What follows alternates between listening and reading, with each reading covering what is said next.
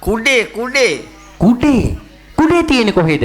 කුඩේ තියෙනවා කඩේ කුඩේ තියෙන්නේ කඩේ. කඩේ ඒක කඩේ තියෙන්නේ. කඩේ තියෙන්නේ අර පාර අයින් වල තියෙන මෙතන රොටුම හන්දියේ. කඩ තියෙන්නේ අර ඕන්තරම් ඒක කොහෙද තියෙන්නේ? කුඩේ තියෙන්නේ ඔය කඩේ ඇතුලේනේ. කඩේ ඇතුලේ තියෙන්නේ. කඩේ දැන් අර ඉස්සරහා මේ මුදලාලි එල්ලන්නේ. මොකද්ද කරපු වැරද්ද? ඒ මොකද? මුදලාලි කඩේ ඉස්සරහ එල්ලන්නේ. මුදලාලි එල්ලන්නේ හොරා කාලා අහුවෙලා.